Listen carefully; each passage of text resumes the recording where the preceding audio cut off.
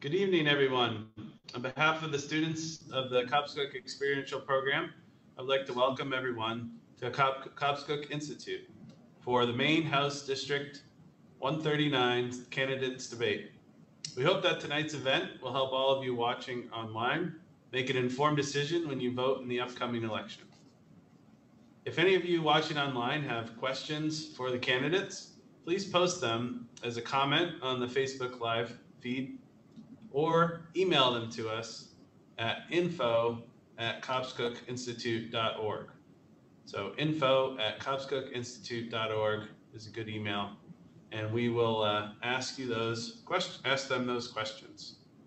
And also, please note that Cobscook Institute is hosting this event in a nonpartisan manner for the benefit of the public and to improve the educational experience of our students. We do not endorse either candidate here tonight. All right, tonight we have Republican incumbent Will Toole of East Machias, who's hoping to continue into his fourth term as state representative, and his Democratic challenger Pat Godin of Trescott Township. Before we get started, I'd like to thank everyone who made this possible, starting with the two candidates who not only have volunteered to serve our communities, but also agreed to participate in this event. I'd also like to thank all the staff of Cobscook Institute who carry out our excellent community programming, support our high school program, and maintain our beautiful campus. I especially want to thank Kara McCrimmon, my co-teacher, who's helping behind the scenes, and our IT manager, Dylan Pardue, who's making this online community forum possible during these challenging times. A little moment here for Cobscook. If any of you in the community would like to hold an online meeting, an event, or a class, please contact us here at Cobscook Institute. We have the latest technology available for Zoom meetings and streaming live events, so please reach out. All right, let's move on to the debate now. First of all, candidates, would you please introduce yourselves to everyone? Tell us what experience you have and why you are running for office. And we'll start with Pat Godin. Well, thank you, Damon. Thanks to the Cobscook Institute for holding this tonight. Thanks to Will for agreeing to participate as well. I've lived in, well, let me start a little earlier. I'm originally from Central Maine. I grew up in Oakland, which is near Waterville. And very early on I went to school to be a teacher, and very on in my career, I decided I wanted to be a principal, and I was fortunate enough to get a principalship in Lubec, my first principalship when I was very young. And that was 35 years ago, and I've been in Washington County ever since. I've had a number of different education positions in Washington County and in other places as well. And I also had a 10-year period of time where I took a break from my education career and helped Dr. Arnold and Whiting run medical practice. So I've had some 10 years of experience as running a small business in Washington County. So I've also been head of the Washington County Principals Association for several years when I was a principal early on. I've held a number of leadership positions within education, representing the principals in Washington County at the state level. And most recently, I finished a career in education at the Maranacook school system in Central Maine, where I moved back for a few years to take care of my parents as they were aging. And we took care of all their business and sold the property, and I was able to move back home to Trescott, to my house, 2 years this past year. So I retired from my career in education just about exactly a year ago. And the reason why I got into the race is because during January, I guess it was pretty much, when the impeachment hearings were going on of President Donald Trump, there came a point in time where he was acquitted. And even though he was impeached by the House of Representatives, the Senate did not convict him of his crimes and misdemeanors that he was accused of. And I was very disillusioned and kind of bereft. And in fact, I felt like I was a fraud As a teacher, I taught civics, and I taught 3 branches of government, that we have system of checks and balances, and that something like this was not supposed to be able to happen. We were supposed to be protected from any wrongdoing on the part of government officials, and it turned out that that wasn't true. And I just was despondent. I said, I've got to do something. And lo and behold, I was approached about running for this race as a Democrat, and I jumped at the opportunity. It gave me a sense of realization that our democracy is something that's very fragile, and maybe we have taken it for granted for some period of time, and it started to slip away from us. And government is supposed to be by the people and for the people, and I had to own up to the fact that I couldn't just sit back anymore and let somebody else take care of things. That I had a role to play, and this was something that I could do, and I was happy to do it, and very excited about the race. I'm looking forward to next Tuesday, and that's basically the answer to the question. That's why I'm here today. I'm looking forward to your questions. Great, thank you so much, Pat. And now, Will, could you introduce yourself to us as well? Well, thank you, and good evening, everyone. It's an honor to be joining you all at the Cobscook Institute tonight. It's certainly strange times that we're living in. Who would have ever thought we'd be having a forum over the computer with everybody scattered hither, thither, and yon? But nonetheless, we are, and we're going ahead with that. So my name is Will Toole. I've represented the House District 139, which is Cutler, East Machias, East Fort, Lubec, Machias, Machias Fort, Roque Bluff, Whiting, and Trescott for the past 6 years. I joined the legislature back in 2014 after doing 7 years as a freelance writer for the Down East Coastal Press. And in the job, you quickly discover covering local issues and events that you see pretty much anything and everything, and get exposed to every point of view that possibly can be. And I think that prepared me well for the legislature, because in the legislature, you have to work with people with different points of view. It's not enough to have a point of view. You have to be able to work with people with different points of view, and even people you may not necessarily agree with within your own party. I have also served as selectman in East Machias since 2009. Graduated from the Washington County leadership. I think Kara and I were in class together 1 year. I think it was the Lambda class or the class before it? I'm not sure which, but it was about 10 years ago. I also worked as a publicist, communications person for Sunrise County Economic Council, which does economic development in Washington County. I took board minutes and notes and fielded people's calls when they had questions about things going on that could help with their business or community things that the council was involved in. And I got done that job right around the time I joined the legislature, after working there for 15 years. So it's been a tremendous experience.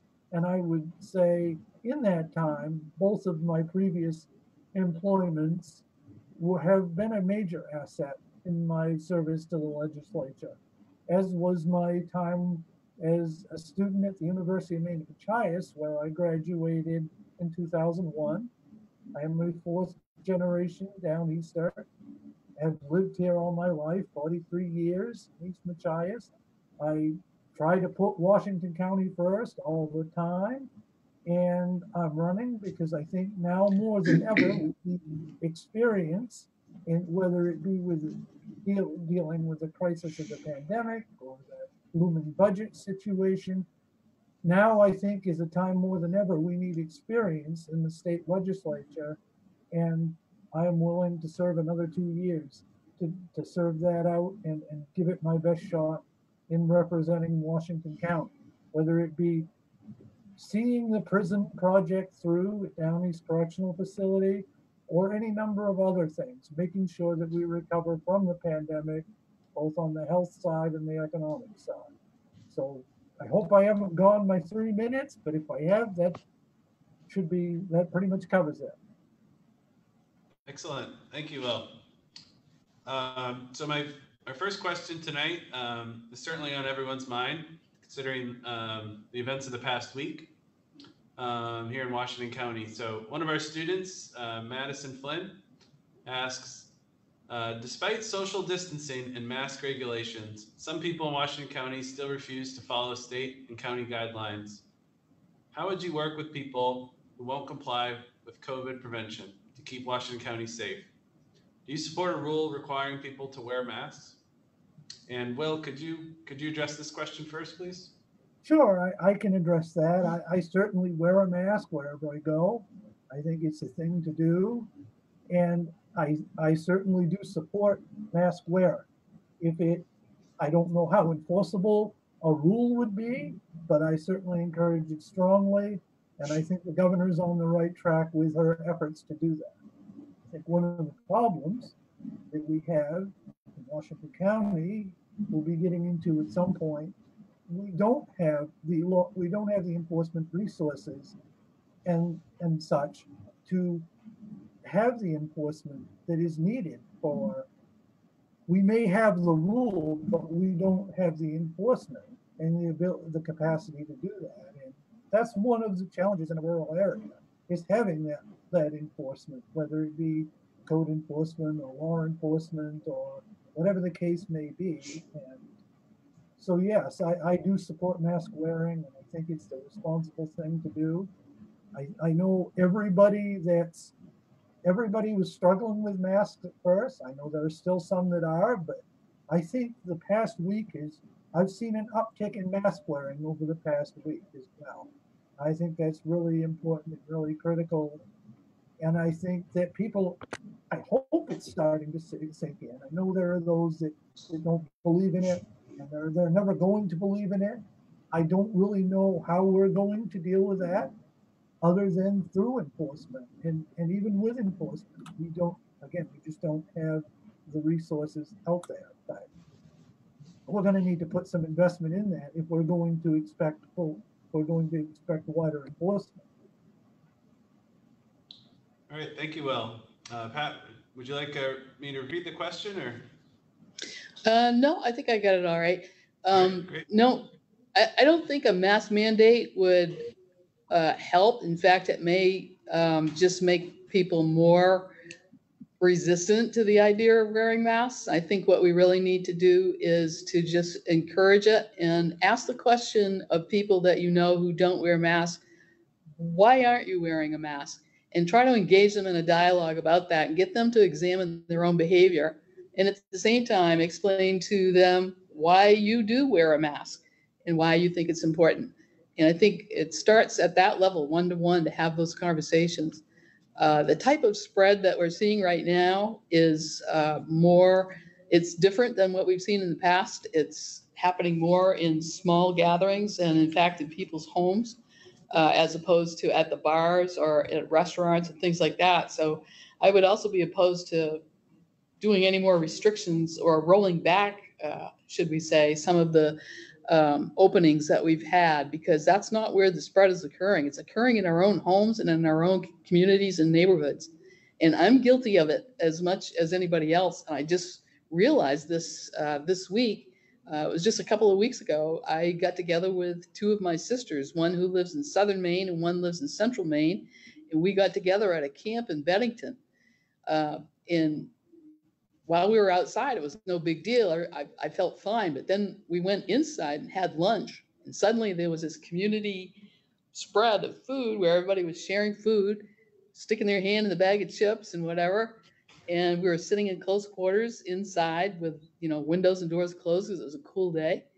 And I said to myself, we should be wearing masks because we're all coming from different parts of the state. But we have that intimacy with each other because we're sisters. We share the same DNA. And we think, well, I'm okay, they're okay. But maybe not, That was a type of a situation that, really hit me. And I'm starting to think if I had to do that day over again, I would have insisted that we all wear masks or at least talk about it.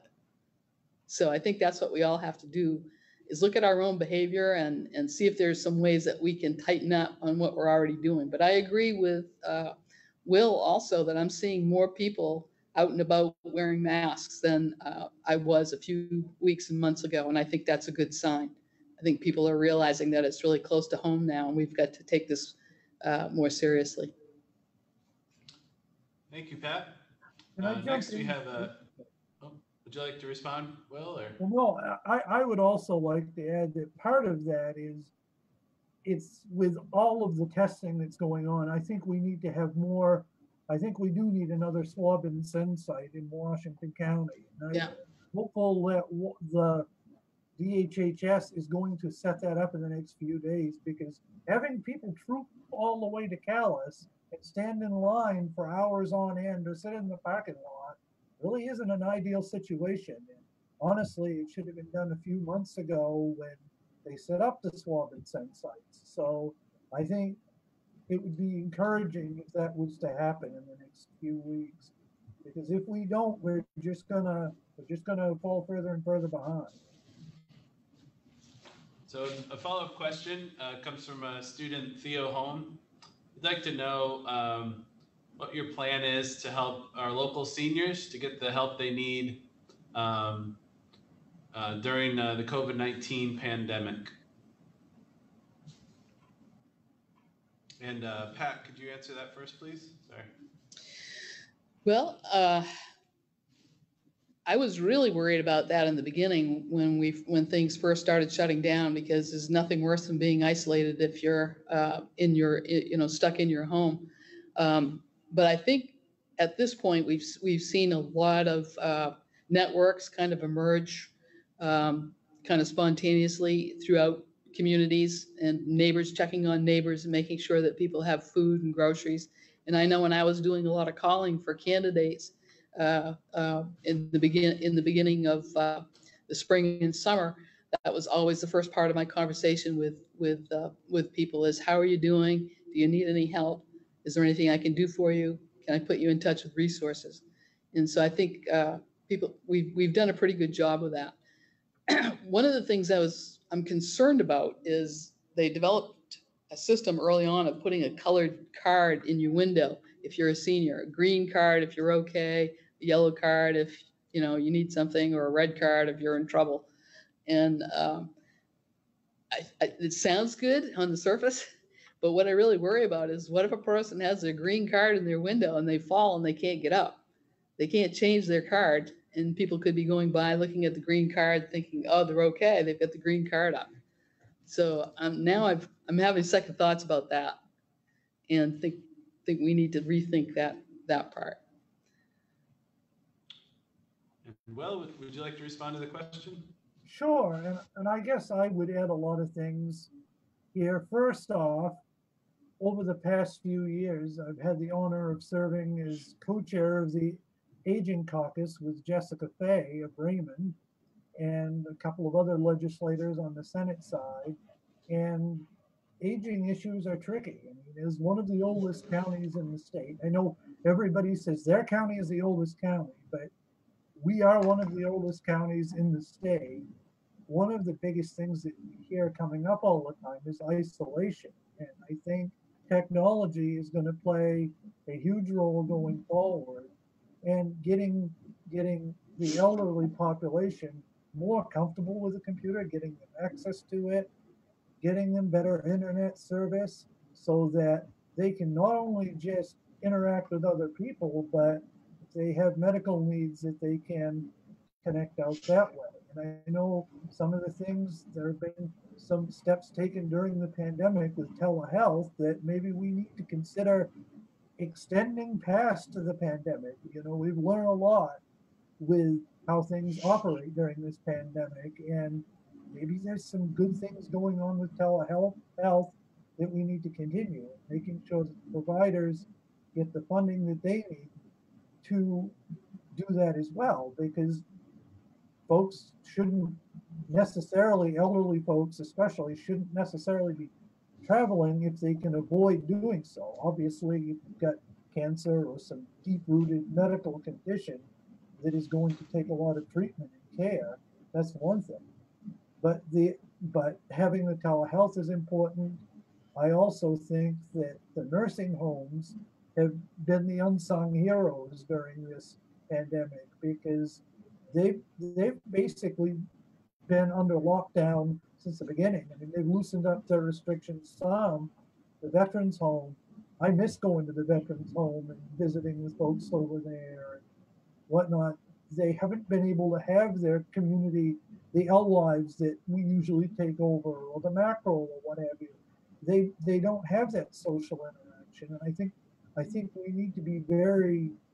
I think we need to conquer this. We need to fight this back so that we can get those things going so as soon as possible.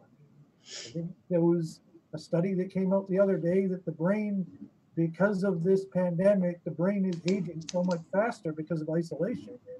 You're seeing it with the elderly, you're seeing it with those suffering from substance abuse or whatever.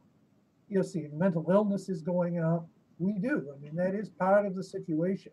And sometimes people say, well, we've had more overdose deaths or more deaths due to isolation than we have the pandemic. But yet we're not focusing on that. I would disagree with that. I think there is focus on it. There are resources going to it, but we're really going to have to focus on it even more as we focus on recovering from the pandemic.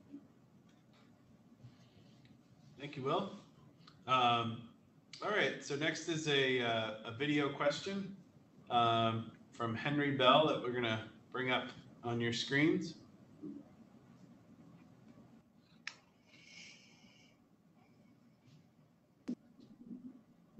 My parents run an organic dairy and poultry business, and because of how rural we are, most of our business is done on the internet. And if the internet is slow or even goes down, then we can't do business, which means that we can't make money.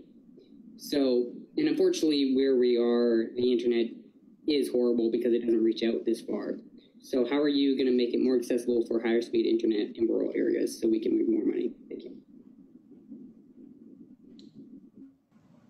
And Will, could you address that first, please? Sure, I could talk about this for a while, I think. So this past year, the legislature passed a bill to take some funding from some of the money that goes on to phone bills and pump that into broadband investment. And I believe the estimate pre-pandemic was that it was going to be $7.5 million annually going to the Connect Maine Authority. What the pandemic's going to do to that is anybody's guess. But I think for the important part of that, the important part of that legislation is that it set up for the first time a dedicated revenue stream to go into broadband and high-speed internet investment.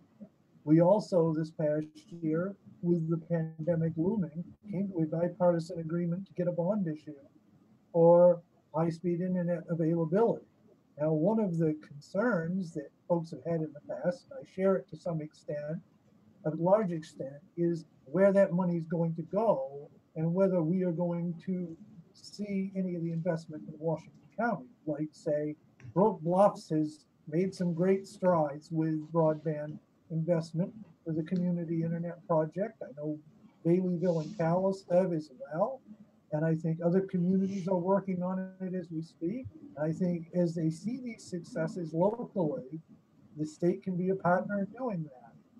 The important thing is that the money is there and that we have a steady stream of revenue, as it will help businesses and healthcare providers. It'll help everybody, really, especially the pandemic has driven that home and that need home.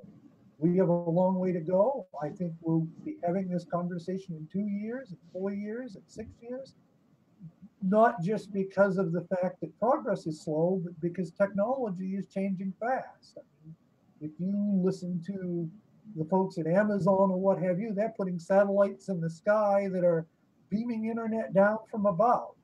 And while that's still in the early stages, that's going to also play into things as well, where bandwidth speeds are increasing, demands are increasing, needs are changing. Right now, a lot of people, I myself cut the cord last year about this time and saved $50 a month on my television bill by going to streaming TV.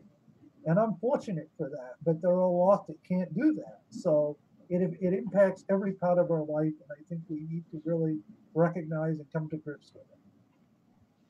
Thank you, Will. Pat, could you respond, please?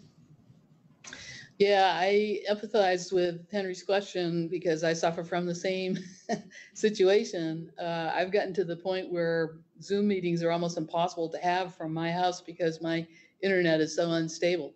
So I've taken to going down and parking in front of the Lubeck Library and using their internet there. And I just found out I can come here to Cobscook and use theirs. So I'll be doing that as well. But yeah, this past July, we had a bond issue that passed overwhelmingly by the voters for $15 million to put towards the expansion of broadband throughout the state of Maine, and that's going to be matched by $30 million from the feds. So that's $45 million. That's a big chunk of change, and it ought to go at least a little ways towards making a dent. But I agree with what Will said 100%.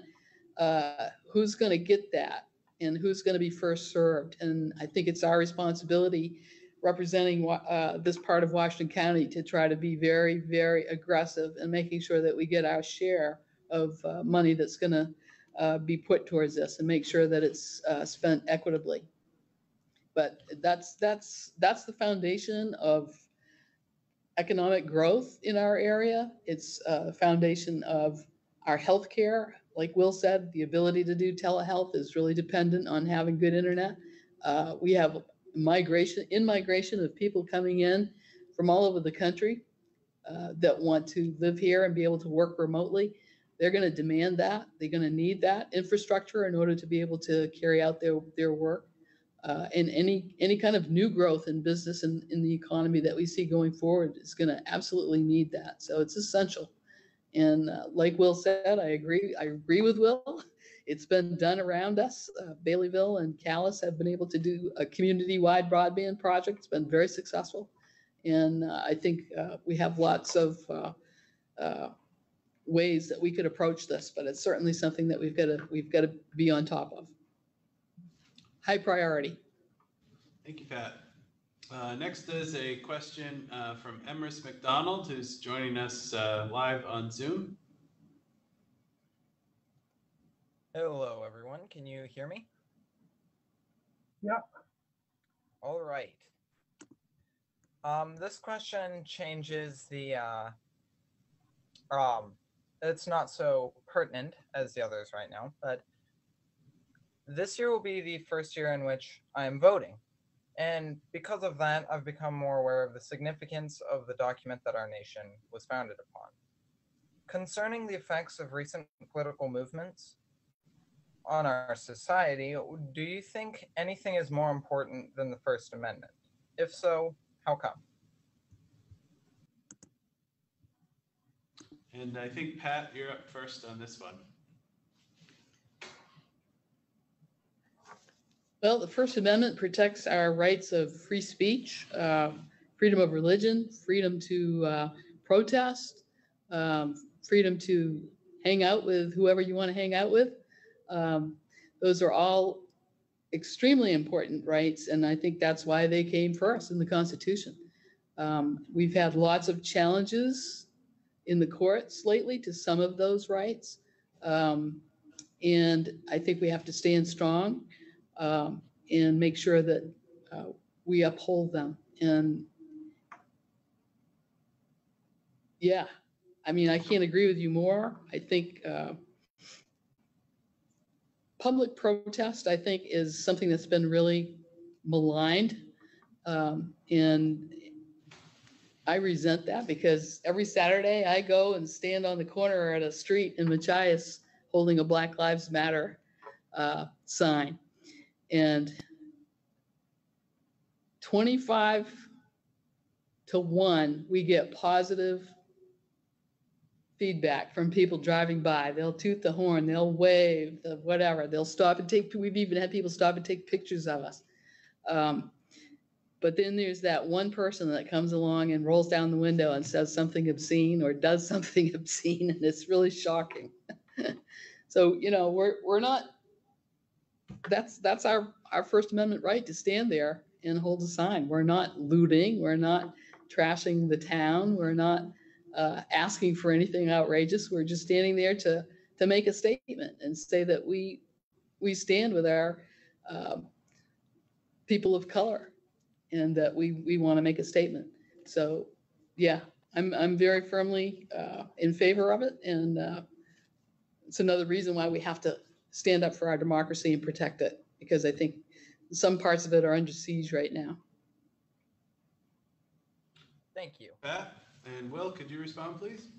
Sure, and I would agree that First Amendment is critical. And I say that as one who was an active member of the media for 7 years. As I said in my opening, I used to go to local meetings and things and cover that. And what I would do is I'd go and record and report the news and I'd report what people said.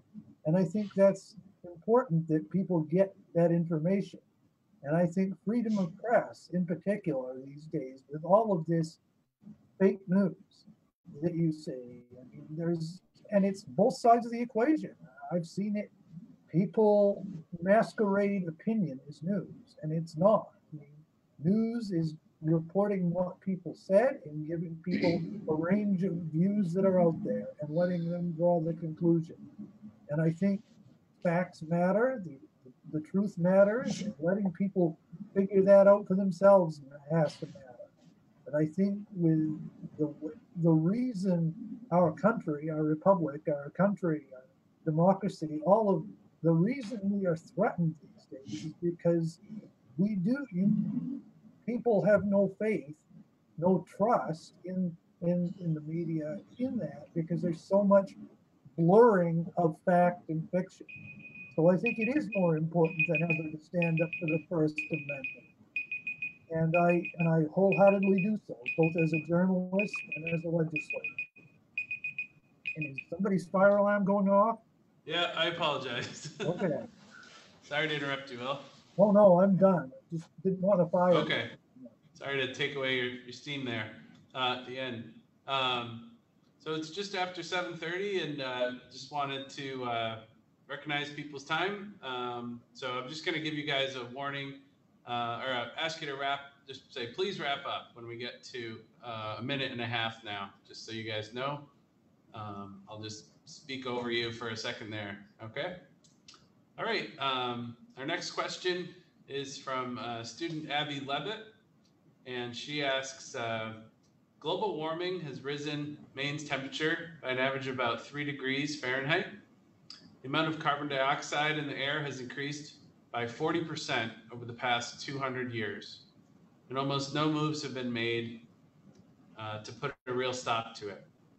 I know that there isn't a lot either of you can do to restrict big corporations, but I was wondering what you plan on doing to improve what you can as you serve Washington County. And Will, you're first on this one. Well, thank you, and thank you for that question. I know, as Abby said, one of the concerns, and it really impacts the lobster industry, and I see it on the Marine Resources Committee where I serve, is the rapid warming and the acidification of the Gulf of Maine. And that's having some huge impacts on our shellfish industry, on our lobster industry, migratory patterns, where whales eat and what they eat. And I think we really need to be engaged with our fishing community to make sure that we are anticipating the changes and dealing with the changes, trying to stay ahead of the changes. I think we really need to lean on our fishing community. And to the fishing community's credit, most of the major stakeholders in the industry accept that and respect that responsibility, and have partnered with the Department of Marine Resources and have sought for investments and funding into research and science that will help us better get a handle on that. I would also say we need to work with the wood and pulp industry and take note of all of the trees that we have and the role they're playing in offsetting the carbon in the state of Maine. I think we need to work with our industries that made us the state that we are. Thank you, Will. Pat? Well, the governor has a climate council that's been working on a document, and unfortunately their work has been interrupted these past few months on account of the pandemic. But I think in January their final report is due to come out. I'm not sure if they're still on track for that or not. I've taken a peek at the draft document. It's very long. It's about 235 pages long, maybe even longer. But some of their goals are very, very aggressive. They've set a goal of reducing greenhouse gas emissions by 45% by the year 2030. That's just 10 years from now, and by 80% in 2050. So we should reach carbon neutrality sometime in the next 20 or 30 years. Whether or not that's going to be in time, I don't know. I think we're going to continue to see the climate change over this time period. But if we can, what we don't know from this report is how they're proposing to do it. But one of the things we know is that the majority of this pollution comes from transportation. So I think we're looking at probably some incentives to have electric vehicles. And I could go on about reducing methane from cows and sheep, but I think I've probably exceeded my minute and a half. Thank you, Pat. You're just right on. That was perfect. All right, next we have a video question from student Daisy Jo Jones.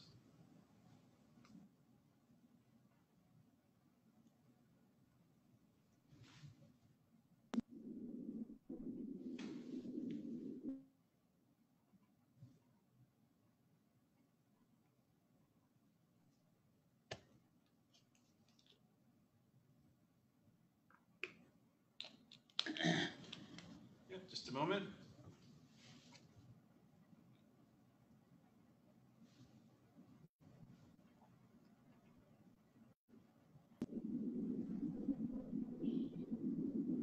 My family has been affected by high medical care prices.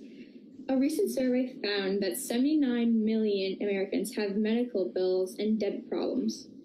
What would you do if you were elected? And Pat, you're first on this one. Well, personally, I'm in favor of universal health care. I think that's going to be one way that we get some equity and make sure that we have people covered and not have to roll the dice with their health or go into debt for an unplanned medical expense. But that's something that's going to happen more on a federal level than what we can do here at the state level. At the state level, what we can do is to continue to support the expansion of Medicaid, which Governor Mills did as soon as she took office. But this pandemic has thrown another 14,000 Mainers off of their health care that they had from their employers. And when they lost their jobs, they lost their health care. So we're going to have to continue to support the expansion of Medicaid in the meantime until the feds can get their act together. The other thing that I would like to know is there's a differential in terms of how much providers are paid by the insurance companies. They're paid less here in Washington County than they are in other parts of the state. And at the same time, our insurance premiums are higher here in Washington County than they are in other parts of the state. And I find that terribly unfair and discriminatory. And those are some things that I'd like to pursue when I'm elected, if I'm elected to the legislature, to see if we can bring some equity in the short term. And Will, could you respond, please? Sure, and I begin by saying Washington County is incredibly fortunate to have 3 legislators who represent our area on the Health and Human Services Committee. And in Ann Perry, Mary Ann Moore, and Kathy Jackson. And all 3 have done yeoman's work on that committee to try to represent people in Washington County and make sure that their needs get heard, and whether it be advocating for better rates, reimbursement rates, or better coverage, or better access to health care. And as a delegation, we come together and work very well together. we do have our disagreements, but you know, when it comes to working for Washington County, and it comes to some of these initiatives, we do band together. This year, the legislature itself has passed several healthcare reforms, whether it be prescription drug prices or things to do with insurance coverage. I think there are things we can do, and we need to work and be partners with the administration to see where we can continue to work. And that's one of the reasons why partisanship and experience are important, not just in this race, but across the entire county. We need people with, Ann Perry knows a lot about healthcare. Mary Ann Moore does as well. And we're very blessed to have those resources. And our delegation works together very well and leans on one another in areas of expertise. That is, we're the envy of the legislature in terms of the county delegation. So that's, and I would also say we need to double down on telehealth. Before my minute and a half, it's probably up. Yep, sorry, well, I should have warned you. Yep, thank you. Great, thank you both. Next, we have a question from Alan Lund, who's joining us on Zoom. Are you with us, Alan? Yes, I am. Great. Okay. I am concerned for jobs for younger adults thinking they have to move away to get a job. I'm afraid this area will become a ghost town with just seniors and summer folks. If you get elected, what will you do to make jobs for younger adults? And Will, could you respond first, please? Well, I think first of all, the CTE Center that has been established, that is a partnership between Machias and the Narraguagus region, is a real godsend for those that may not necessarily be headed to college or may want to start their own business. I think we also need to advertise to the younger folks in the area the benefits of the University of Maine Machias, which certainly has taken its lumps lately in the news, but at the same time is a real good bargain, whether you're going to study business or community site. Blanking on the word right now, but community and psychological services and things like that. We have WCCC, but as well for the technical side. But I also think as we do expand the internet and opportunities with the internet, we're going to see more internet jobs become available, and we're going to see, with that investment, we're going to see more younger people who want to work from home able to do that. And I think that is critical. And it does get back to that part of it. It gets back to investing in the internet. I'm again sure my minute and a half is up. So Thank you, Will. Pat? Yeah, Ellen raises a really good question. Myself, I have two daughters that are in their 20s that moved away from Washington County, much to my chagrin, because I'd love to have them closer, but there is just no work for them here. Hopefully someday they'll be able to return. But the pandemic has also kind of revealed to us something else, I think, that we have to come to terms with, and that is that we're probably, well, let me back up a little bit. For years and years and years, that I've heard one rumor after another that some big company is going to come and set up shop in Washington County, and there's going to be so many jobs, and it's going to be great. Everybody's going to be able to have a great living wage and benefits. And time again, it's like Lucy and the football. It never materializes. And I think we have to give up on that. It's kind of a myth. It's really not going to happen. But I think we do have to look at where the growth is going to be in the future. And I think it's going to be in wind energy and solar energy. And solar, those technologies, I would really like to see this technical collaboration that Will mentioned. I'd like to, beyond the traditional trades like electricity and plumbing, heating, HVAC, things like that, I'd like to see an expansion into some of these newer technologies, because I think that's where the growth is going to be. And that's where the opportunities are going to be, especially for young people. I've been interested in having solar installed at my house, and I've called all over the state. You can't get anybody to come up here because, and there's nobody around here that does it. So you have they have like a 2-year waiting list. I was talking to a friend of mine that was also trying to do it, and they gave her a 2-year waiting list. The nearest places are like in. Time's up, Pat. Yep. Okay, Go ahead. sorry. Wrap up. You can wrap up if you want. Sorry. I was just going to say, those are the places that we should be looking at and investing our energies and our money into giving people opportunities for jobs in those growth areas. Thank you. Can I also add something? Yes, Will. Sure. I think something else that in the Jonesport area, there is aquaculture is taking off. Now, I know people have mixed feelings about aquaculture, but the fact that there is a new enterprise coming to Jonesport and the community is embracing it, that can be a bright spot for younger folks that want to still work on the water and stay in the area as well. And I think we need to encourage that, because that whole part of our economy is going to be a major driver for those who don't fit into the traditional millennial or younger mold. Thank you, Will. Very good. Thanks for the great question, Alan. Next is a question from Madison Flynn. It'll be a video question as well.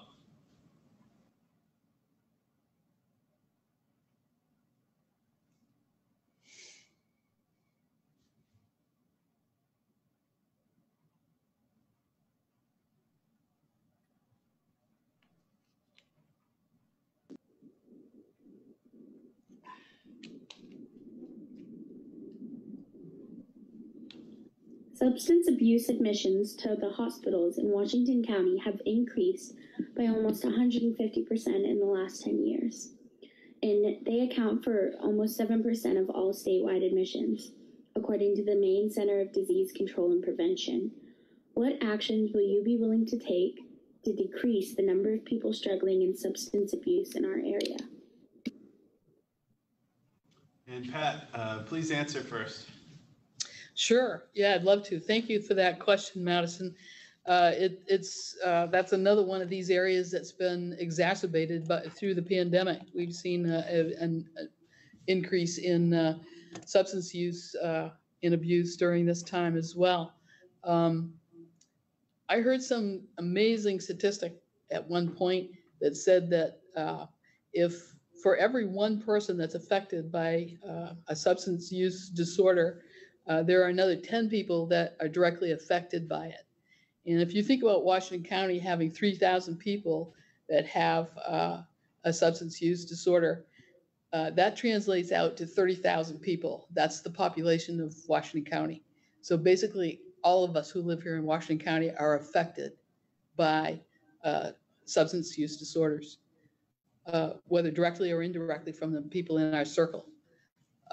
So this is something that's we've really got to do more than we have in the past. And I think the tree program that was actually something that was started here at the Cobscook Institute was really on the right track in terms of dealing with kids in school, because I think that's where it's at in terms of trying to break the cycles and dealing with trauma, childhood trauma. Those are the things that underlie substance use, as well as poverty in general. And so we've got to look at the antecedents and the things that are around us in the community that contribute. And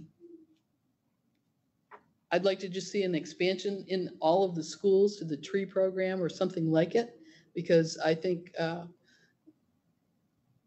that's one of the tools that we're going to be able to use to help students as they grow up and become adults and be able to take charge of their lives and break cycles that may be partly transmitted through generational experiences. Thank you, Pat. Will, could you respond, please?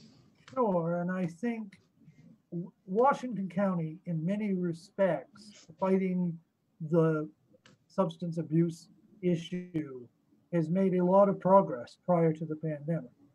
We now have 2 recovery support centers where people prior to the pandemic, and even to some extent during the pandemic, could go and talk with folks, be there to support one another, have their families involved in that as well. And I think those things are critical that we continue those. If nothing else, because it helps destigmatize and the whole issue. I serve on the Arise Addiction Recovery Board of Directors as well, and I think it is a sad situation here that the pandemic has only made worse. And I think our delegation has historically stood up, whether it be bills that Joyce Maker has put forward in the past, or Ann Perry or other folks. We have championed a Washington County response. And I do have to compliment Gordon Smith from the governor's office for his willingness not just to come here, but engage with the public and have community forums and do things like that, because he's a hard worker. And this governor, I know people have different opinions about Governor Mills, but she really has invested a lot of time and resources into Washington County. And I think that's a good thing. And I'm encouraged by that and hope we can continue to do that and expand on it in the next legislature, because we have to turn the corner. We have to make up ground that we've lost. We've wiped out a lot of success in the last 6 or 8 months. We have to get back on track there. Thank you, Will. Next is a question from Zach Bladen. Zach asks, I am concerned about the amount of air pollution in Maine. We are known as the tailpipe of the nation because air pollution collects here from states to the south of us. Air pollution causes heart and lung problems and worsens asthma attacks. What would you do to reduce the amount of air pollution in Maine if you were elected? And Will, you're first on this one. Well, I think, again, that's one of those issues that it's going to take a lot of national action, because a lot of that air pollution comes from the Midwest. And when things filter across the country from the Midwest, a state legislature in Maine really can't do as much as Congress can do to take care of that. Having said that, I do think that we certainly can be vigilant and work together and have more cleaner vehicles as we move forward.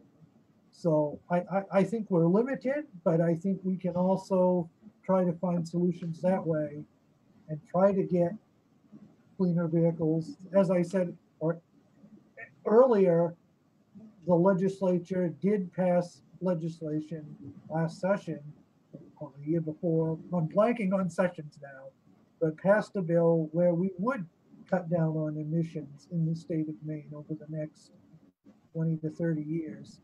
So that is encouraging. That isn't just in the Climate Council report. We passed a law to do that. So I think that's where we start. And I don't have all the answers, but I think we really have to look to Congress as well and advocate with Congress. Great, thank you, Will. Pat? Yes, I think Will's exactly right. This is something that is a national problem. It's not just something we can solve by ourselves as Maine, as being at the end of the tailpipe. But I think there's strength in numbers, and I think other New England states would have more power if they collaborated on an issue like this, and we'd have more clout if we banded together and made some demands of states in the Midwest or wherever the pollution is coming from. So that's what I would advocate for is and I think the governor's climate council addresses that more regional collaboration to try to have more political clout to be able to deal with other sections of the country that are producing the pollutants that are coming our way. Thank you, Pat. All right, next is a video question from Braden Flood.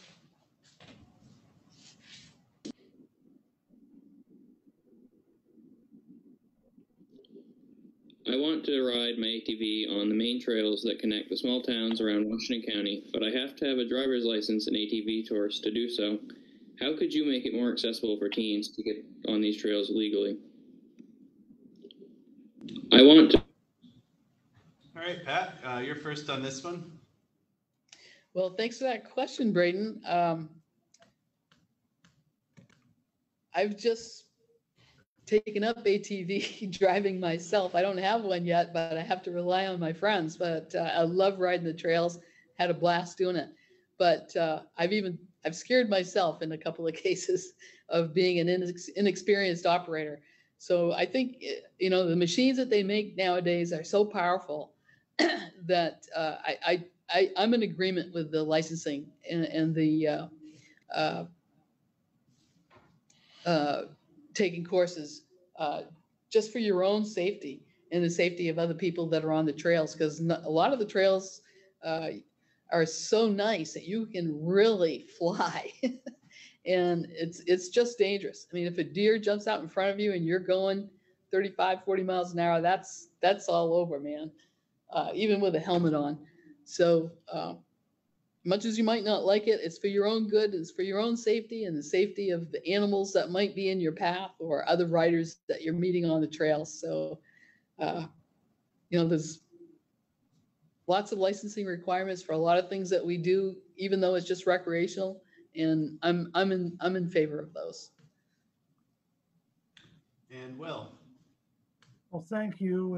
And I would say that we think about ATVs. And when I was growing up, an ATV, it was called a three-wheeler. And it was not a four-wheeler. They had three-wheelers. And the trails were not trails. We had dirt roads. And they were bumpy dirt roads. And things have changed a lot. The trails that we have now that are great for the economy, great for connecting our local businesses, you really can get going ahead of steam on them. And the thing to keep in mind with them is they're multi-use. I mean, I can take my dog walking on them. Other people may want to go running on them in the wintertime, snowshoeing or what have you. So they're multi-use. And obviously you don't use an ATV trail for ATVs in the wintertime.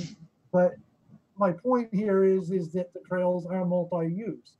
And we have to make sure that they are we have to make sure everybody out there is safe.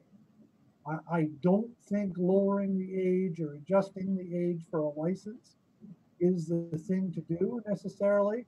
The ATVs that we have now, they're actually UTVs. They cost as much as a car. I mean, some of these UTVs are $10, $15, $20,000, and they're expensive toys, and they have a head of steam behind them. I would hate to see a major accident and an uptick in accidents if we were to adjust the licensing. Thank you, Will.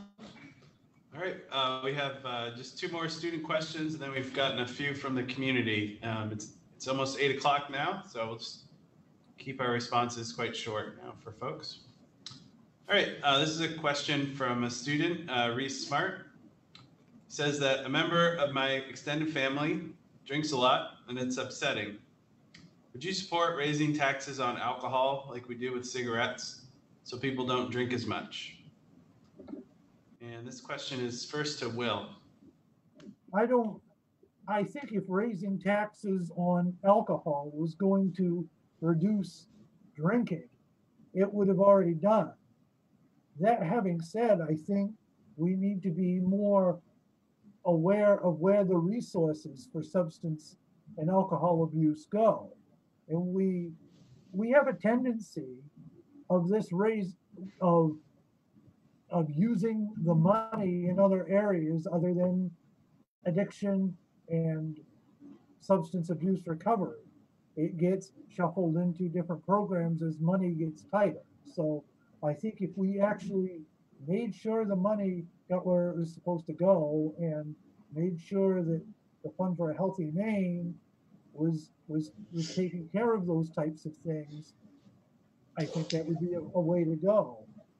I would like to think it would be a simple solution, but it's not. I mean, substance abuse is multi-layered and multi-dimensional, as we've seen. That's why it hits every generation. I know my time is probably up and it is 8 o'clock. So. Thanks, Will. Pat, could you respond, please? Sure.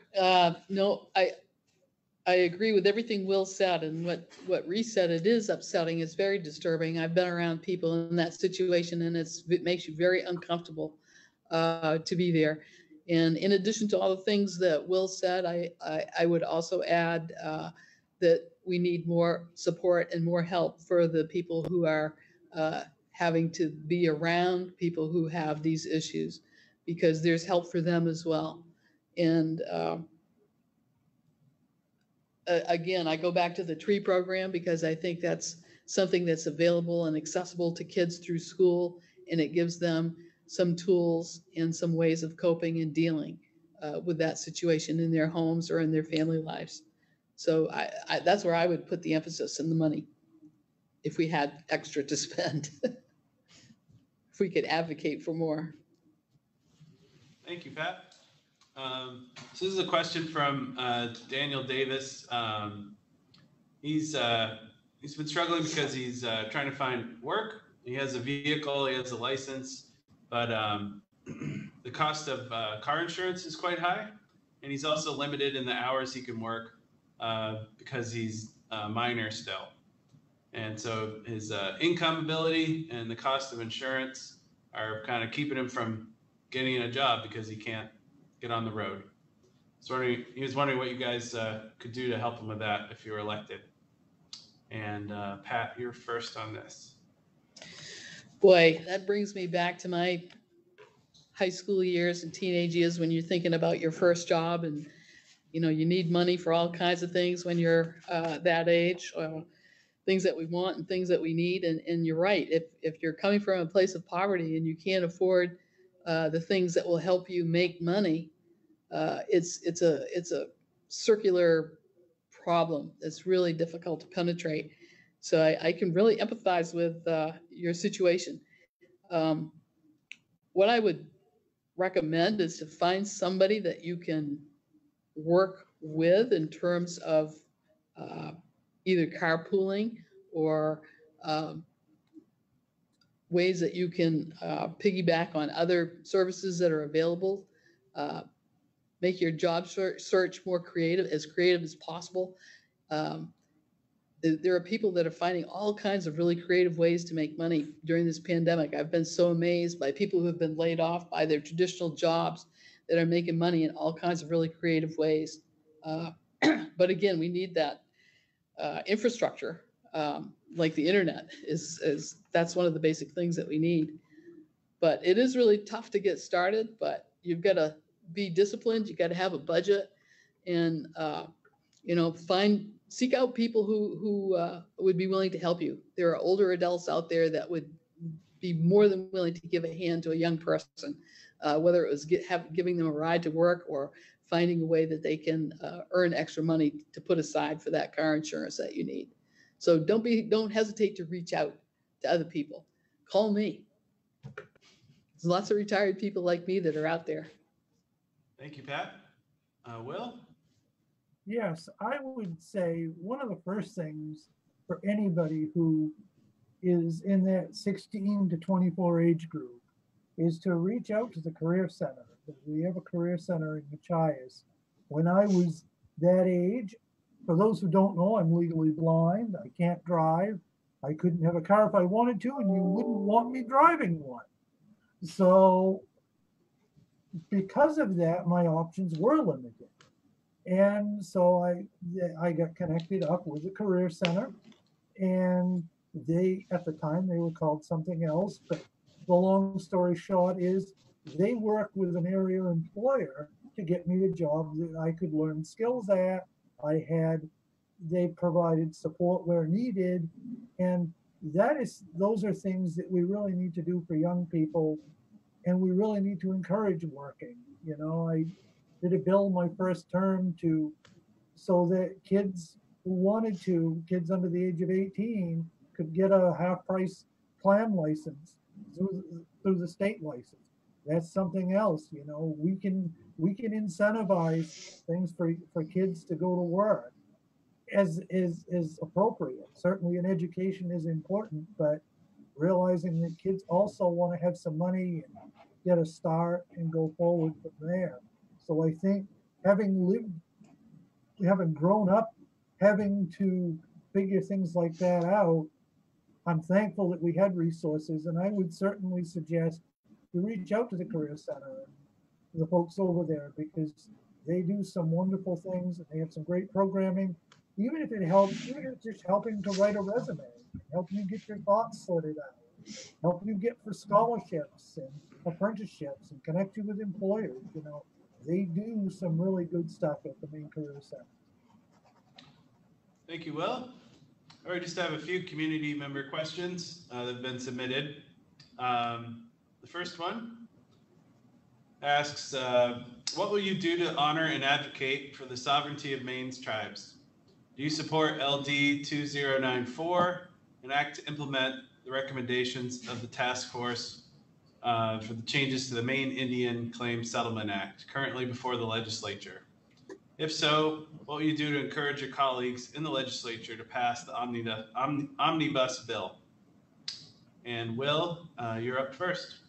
I think the first thing we need to do is make sure that whatever legislation comes forward with tribal sovereignty, that the governor and the attorney general and the legislature are all on the same page. And I don't think to this point that has not been the case.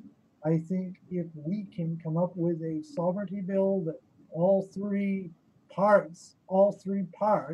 separate, not separate branches, but all three groups that work with different branches can if we can all three come together and come up with a solution, then I think that's a good thing, and certainly would be open to supporting that. I think, as we've seen with the current legislation, it's taken a lot of time. The pandemic sort of got it waylaid, and I think when the new legislature is convened, we're going to have to start afresh and come up and work with the governor's office, work with the attorney general, and make sure that the outcome is something that is legal and respectful as well. Thank you, Will. Pat? Yeah, I was just thinking about that today, actually, and I was reviewing that there are 22 recommendations that came out of the task force that are subject to this legislation. And I think the governor is the one that's really kind of holding up right now. She has some issues with some parts of those recommendations, some of those recommendations, and I'm not really sure what exactly she's having an issue with, but we'll like Will said, that this whole thing has been kind of put on the back burner once the pandemic hit this past spring, which is unfortunate because a lot of work went into that. But I think the point that we have to remember is that the Indian Land Claims Settlement Act was passed almost 40 years ago, or about 40 years ago, 1980. I remember when that happened. And unfortunately, I think a lot of people took the word settlement in the name of that and equated it with the same kind of a settlement you might have if you had a lawsuit that, ended up being settled out of court, that would be the end of it. And we wouldn't have to look at it. We wouldn't have to talk about it anymore. And that's just not the case. So it was unfortunate. It was kind of has a misnomer when you talk about it as a settlement act. It was meant to be a living, breathing document, and it's at this point in time has not kept up with changes that are happening in society. And I think we do need to go back and revisit the original intention of that. And I think these 22 recommendations by the task force have been well researched and well thought out, very thoughtful, and are very appropriate. And I would strongly support all three branches of government coming together on this and getting this done as soon as possible in the new legislature that convenes in January, hopefully. Thank you, Pat. All right, two more questions. This community member would like each candidate to please list what they believe are their top 3 most critical issues facing our district in the coming term. And Pat, if you're ready, you can go ahead. Oh, there are so many. I don't know where to start. Yeah, I think there are two big pieces of unfinished business from the last legislature that got interrupted, and one of them is this task force on the Maine Indian Claims Settlement Implementing Act. I think that's something that really needs to be attended to. And the other thing, there's another bill about power to Maine people, which is a proposal to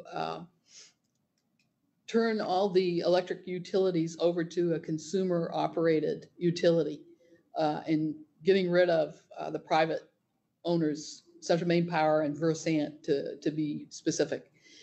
Both of those companies are owned by, well, CMP is owned by Spain and Versant is owned by owners in France.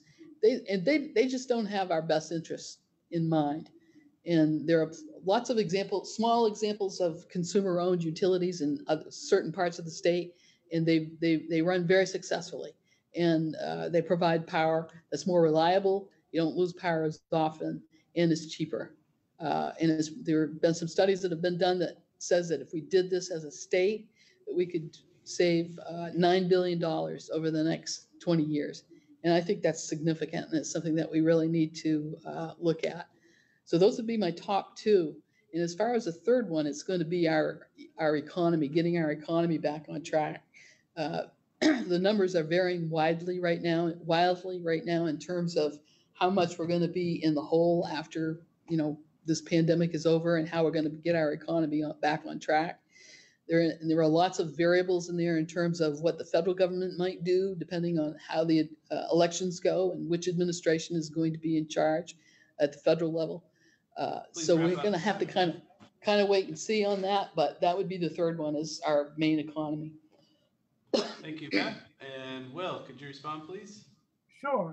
I think the 3 issues that I think are most critical to the next legislature, and as it relates to Washington County, one has to be, we all can have great ideas, and we can all have policy initiatives and wish lists and things that we want to see done.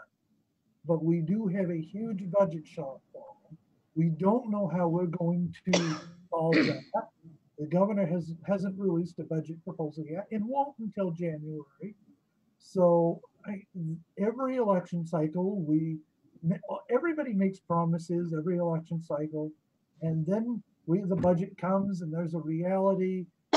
So I would say the first thing is we need to make sure that we can balance a budget, and that we can have people that are committed to getting a bipartisan budget that reflects a cross section of the state of Maine, both rural and urban, Republican, Democrat, and Independent. I also think getting the economy back on its feet after the pandemic is important. That would be issue number 2.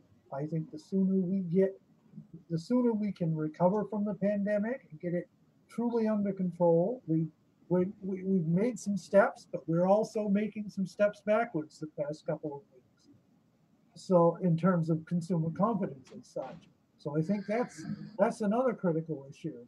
And I think the third one is overall is and maybe it might even be the most important, is making sure the pandemic is what we focus on, and looking at things in the context of it. Every piece of legislation we need to look at in terms of how the pandemic has shifted our thinking.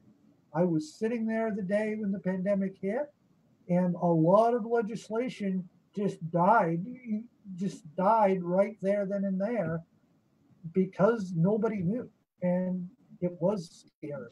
And I think we're going to have to work on that going forward. So in summary, it's the economy, the pandemic, and the budget. Thank you. All right, our last question comes from Penny Geisinger. She asks, while Maine has done an excellent job containing the COVID, we also have the highest racial disparity in the nation in terms of the pandemic's impact. Mainers of color are 20% more likely to become infected. Systemic racism was also identified as a public health crisis by the American Public Health Association. What do you see as the role of the state legislature in addressing racial health disparities? And Will, you're first on this one. Well, I think the first thing to keep in mind, and Dr. Shah, I don't know how many watch Dr. Shah every day, but he's taken great pains to drive home that exact point. And they have put a good bit of money and resources into addressing it. And I think that's important. I also will say that the Passamaquoddy tribe itself has taken steps on their own, and one could argue is more aggressive than even the rest of the state of Maine in dealing with it as well. So I think we need to support those efforts and support what is going on the ground. And I think that issues with the pandemic, as it relates to Mainers from all different walks of life, whether they've come here recently or they've been here for thousands of years, I think that is incredibly important, because if one person gets it, we've seen that this pandemic affects everybody, and it can really get out of control fast. So I would support what Dr. Shah is doing, and I think we need to continue working with him, working with HHS to find ways forward. Thank you so much. Well, Pat? Well, I think I'm trying to remember the question, or was it? Oh, yep. Penny? It was Penny? to address the racial No, I know the disparity question. I was. sorry. I'm trying to remember the questioner's name. Was it Penny? Oh, Penny. Yep. Yeah. Actually hit the nail on the head when she referred to systemic racism, because I think if we really look at what's happening on the ground, many of the people that are affected are people in low wage jobs, people that are essential workers. They live in smaller houses, so there are more people living in closer contact with each other, and those are all, byproducts of systemic racism. And unfortunately, we have a senator who just yesterday or today pronounced that Maine didn't have systemic racism. So I'm not sure she understands what systemic racism is, and she needs an education. But anyway, yeah, I think if we're going to solve this immediate problem of the pandemic affecting disproportionately larger numbers of people of color, I think we have to take a step back and look at what are some of the underlying conditions that are contributing to that, and that's poverty, low wage jobs, essential workers, people that don't have benefits, people that don't have childcare, adequate support, and those are the things that need to be addressed in the long term. Thanks, Pat.